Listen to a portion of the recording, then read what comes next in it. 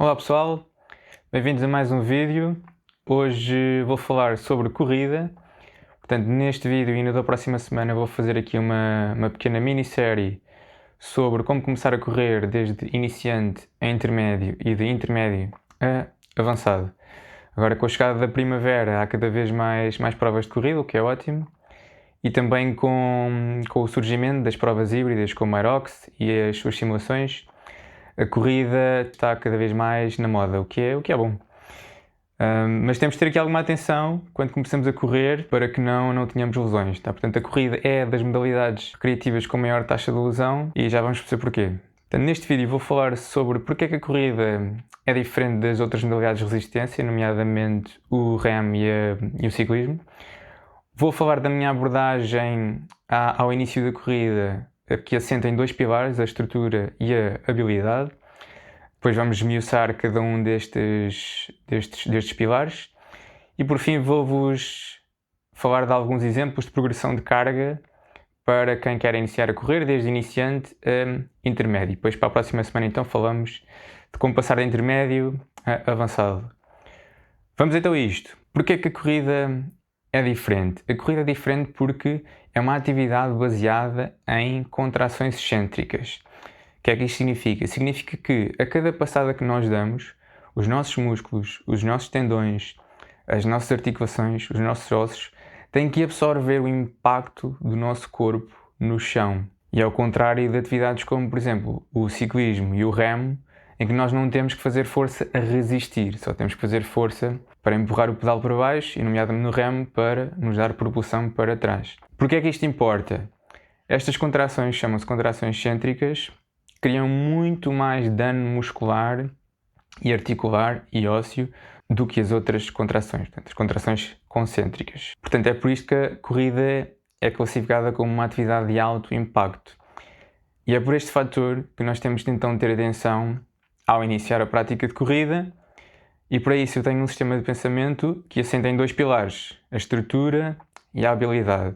A estrutura diz respeito à nossa função e à nossa capacidade corporal, e a habilidade diz respeito à nossa técnica de corrida. Relativamente à estrutura, nós temos de ter uma boa força unilateral, nós temos de ter uma boa função de anca, que ela deve ser móvel e estável, e temos de ter uma boa mobilidade de tornozelo.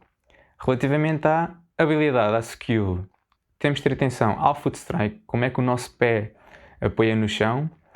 Temos de ter atenção à nossa postura do tronco relativamente ao chão, que deve ser de uma ligeira inclinação para a frente, um forward lean. Temos de ter atenção à cadência, o número de passos que damos por minuto, e ao nosso padrão respiratório. Nós temos de estar em controle da respiração e não o contrário. Vamos então esmiuçar agora cada um destes pequenos elementos. Força unilateral. A corrida é uma atividade unilateral. Nós estamos constantemente a fazer força apenas numa perna de forma alternada. Se nós não temos força adequada numa só perna, nós vamos criar compensações e vai levar a padrões de movimento disfuncionais e podem levar então a lesão. Como é que nós verificamos se temos uma boa força unilateral pronta para iniciar a prática de corrida? Por exemplo, no exercício de step up, com um banco ou uma caixa, se conseguimos fazer, por exemplo, 15 repetições a cada perna, se conseguimos, por exemplo, aguentar um equilíbrio de forma unilateral, portanto só com um pé, com olhos fechados durante 30 segundos, ou, por exemplo, se conseguimos fazer 15 repetições de uma ponte de glúteos unilateral. Função de anca. Para corrermos de forma saudável, nós temos de ter uma boa mobilidade de anca e uma boa estabilidade de anca. Temos que fortalecer os músculos adutores e os músculos abdutores, os músculos que aproximam as pernas uma da outra e que afastam as pernas uma da outra. Como é que podemos avaliar isto de forma mais ou menos rápida? No exercício de lunge a fundo, ao darmos um passo à frente, o nosso joelho colapsa para dentro. Pronto, se colapsar é sinal que temos alguma falta de força nos músculos abdutores e temos que fortalecer então essa zona para manter estabilidade na anca. Por outro lado, em pé, conseguimos afastar a perna mantendo a nossa anca estável, mas vai-nos dar aqui alguma indicação se nós temos uma boa capacidade de estabilização da anca. Por fim, mobilidade de tornozelo. Nós queremos ter aqui um tornozelo móvel, porque se nós tivermos um tornozelo muito rígido, vamos obter compensações ao nível do joelho e anca E este é um fator comum, é uma causa comum em corredores que sentem dor no joelho. Como é que podemos avaliar isto de forma relativamente simples? De pé, de frente para uma parede, a uma distância de cerca de 10 a 12 cm do pé. Se conseguimos tocar com o nosso joelho na parede sem o calcanhar levantar, é sinal que temos uma boa mobilidade de tornozelo. Se não, é um fator que temos de trabalhar para evitar lesões. Muito bem, skill, habilidade, técnica de corrida. 4 elementos técnicos então que temos de ter atenção. Foot strike, inclinação à frente, cadência e padrão respiratório. Foot strike, apoio do pé no chão. Nós queremos apoiar no chão com a parte intermédia do pé. Pensa ali aquela bola do pé. Portanto, nem muito à frente, nem muito atrás com o calcanhar. Se nós apoiarmos com o calcanhar, é sinal que estamos a dar um overstride, estamos a ter uma passada muito longa. Isso vai aumentar o impacto ao nível do joelho e anca. E se dermos um apoio no chão com os dedos do pé, vamos promover maior impacto nos gêmeos e no tendão daqueles. Portanto, aqui um compromisso bom é apoiarmos com a parte intermédia do pé. A inclinação à frente, um forward lean. Nós queremos que o nosso corpo tenha uma ligeira inclinação à frente a partir do tornozelo, não da anca, ou seja, nós não dobramos a anca. Como é que nós podemos verificar isto?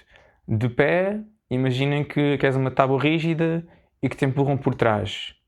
No momento imediatamente antes de tu teres necessidade de dar um pé para a frente, seria essa a inclinação que deves adotar na corrida. Isto porquê? Porque assim aproveitamos a gravidade a nosso favor e vai promover um apoio do pé no chão no local ideal. Portanto, ele nem deve ser à frente, nem muito para trás, deve ser ali alinhado mais ou menos com a nossa anca. Cadência.